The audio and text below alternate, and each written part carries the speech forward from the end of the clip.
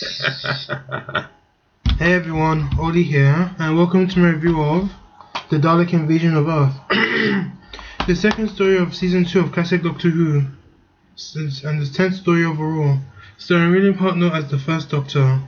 It's 6 episodes long and is written by Terry Nation in his third Doctor Who story, and of course this is the second Dalek story in Doctor Who. So I found some time to do this review, so let's get started on the plot. Arriving in the devastated London in the middle of the 21st century, the Doctor, Ian, Barbara and Susan discover that the Daleks have invaded Earth. Will the human race be enslaved by the evil Daleks, or can the Doctor stop their audacious plans to save mankind from extermination? Sorry about that. So, the Dalek Invasion of Earth? Outstanding. Absolutely outstanding. Definitely one of Hartnell's best, and everyone was on top of their game here. Okay, so this is obviously a sequel to the Daleks, and by this time they've taken over Earth in the 22nd century, even though the DVD says in the 21st century, but yeah. This story is definitely darker than the Daleks, and I think it's because it's an Earth-based story, and it hits home to viewers because it's obviously set in London, in England in general, so even though it's in the future, not necessarily the present day, but it's still quite scary because obviously the Daleks were based on the Nazis, and obviously the effects and horrors of the Second World War was still pretty much on everyone's mind back then, considering this is like 20 odd years ago, back in the 60s. And it really plays off in the downtrodden bits of London. It was quite depressing, like the shot of the Battersea Power Station, as well as the whole of London looking completely abandoned. I think this is because of the amazing set design. It's sort of like reminding me of The Walking Dead, except with you've replaced the zombie walkers with Daleks and Atlanta with London, and of course being set in the future. But this story I think is an improvement of the Daleks, and this story probably wouldn't have happened if it weren't for the Dalek Mania craze after the Daleks first aired, because Terry Nation, he actually wrote a script. Well, yeah, he wrote it in the second story of season 2. Was supposed to be a pure historical. I think it was called The Red Fort, and it was based on the British Raj in India, but they decided to go for this story. I wonder what that would have been like. Well, thank God they have this story. Okay, and this is when those two started to become popular, so well, thanks to the Daleks anyways, so yeah.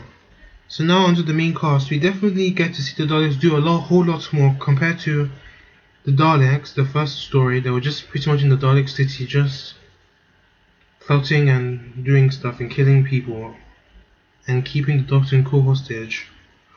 And of course you do see some iconic shots from the Daleks, like the Daleks emerging out of the Thames in episode 1 and the Daleks going across Westminster Bridge. That was quite iconic. And the script was amazing, and the direction by Richard Martin was absolutely brilliant. I think this is, in my opinion, some of his best work. The story is paced really well, nothing dragged, but this is the common with six-parters, but none of William Hartnell's six-parters except for the Red Planet has any pacing issues. Now onto the cast themselves. As I mentioned before, everyone is in the top of their game in this story. And compared to the last story, The Giants, Planet of Giants, everyone, the TARDIS crew were pretty much separated for most of the whole story, and they were all reunited towards the end. Well, the Doctor reunited with Susan first, Ian was doing his stuff, and Barbara was doing her stuff. And I think this is the best supporting cast we've seen in Doctor Who as of this point. I mean, you have David, and you have some other characters as well. They were really good, they were quite good, and I think that was somewhat memorable. Okay, now the elephant in the room is of course Susan. This is Caroline Ford's last story as Susan, and this is the first instance where you see a companion leave the TARDIS or depart the show. And Susan, this isn't her last appearance. She appears in The Five Doctors 19 years after this story airs, along with the first Doctor. And the departure scene was very emotional, and of course this is backed by William Hartnell's "One day I should be back" speech. I think that was probably I think this is probably his best speech yet, and I think this is some of Hartnell's best performance as the Doctor.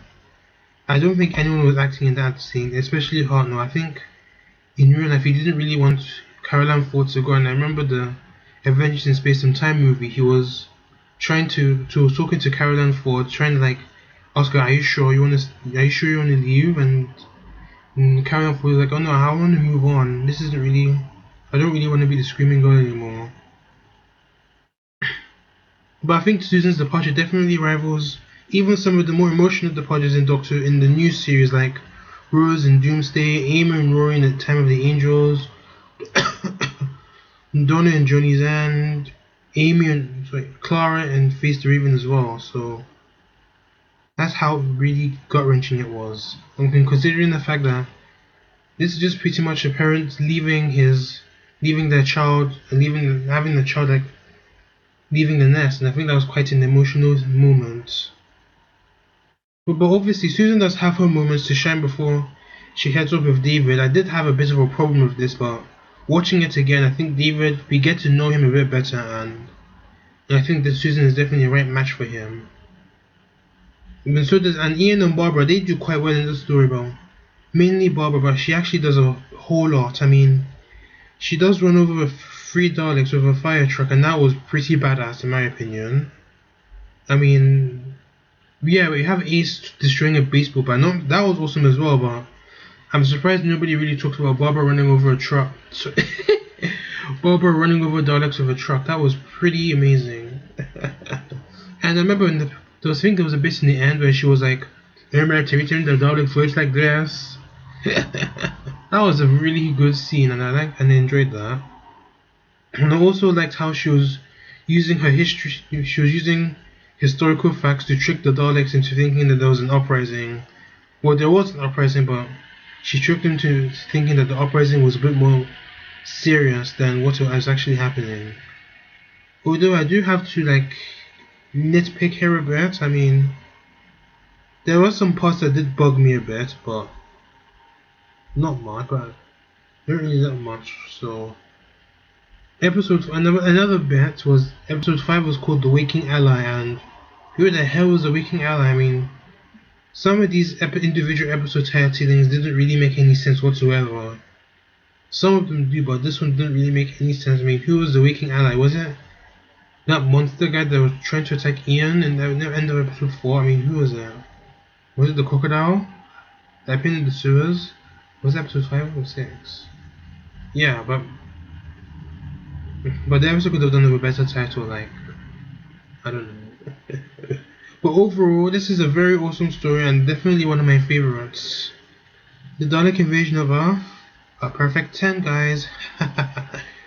And now my next review is going to be The Rescue, a 2-part serial where we introduce the new companion Vicky Pallister. Once again, thank you for watching this review. Let me know how I did, tell me what I can do better, and don't forget, tell me what you thought about Dalek Invasion of Earth, and don't forget to subscribe. This is Oli, see you later dudes.